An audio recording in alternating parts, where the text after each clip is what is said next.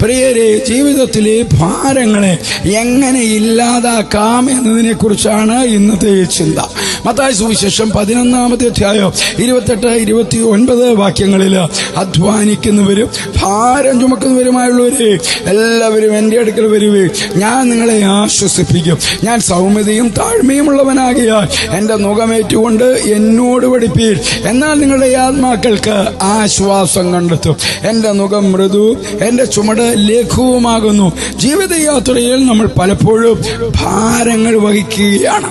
ഭയം, ആശങ്ക, കുറ്റബോധം, ക്ഷമിക്കാത്ത മനസ്സ്, ഭാവിയെക്കുറിച്ചുള്ള അതിരില്ലാത്ത ശങ്കകൾ, ഇവയെല്ലാം നമ്മെ തളർത്തുന്ന ഭാരങ്ങളാണ്. ഈ ഭാരങ്ങൾ നമ്മെ മുന്നോട്ട് പോകാൻ കഴിയാത്തവരാക്കുന്നു. ദൈവം നമ്മുടെ ഇടയനാണ്. ഈ ദൈവത്തിൽ വിശ്വാസം വെച്ച് നമ്മുടെ ഭാരങ്ങൾ ദൈവത്തിൽ അർപ്പിച്ച് നമുക്ക് ആത്മവിശ്വാസത്തോടെ മുന്നോട്ട് പോകാം.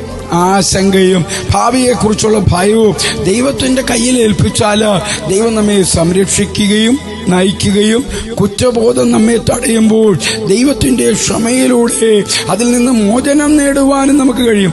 എല്ലാം സ്വയം നിയന്ത്രിക്കാൻ ശ്രമിക്കേണ്ട, ദൈവം നമ്മെ നയിക്കും എന്ന വിശ്വാസത്തിൽ ജീവിക്കാം. പ്രിയരെ, ജീവിതത്തിലെ ഭാരങ്ങൾ ദൈവം മുൻപിൽ സമർപ്പിച്ചാൽ, ദൈവത്തിന്റെ കരുതലിൽ വിശ്രമിച്ചാൽ നമുക്ക് ആത്മശാന്തിയും സന്തോഷവും ലഭിക്കും.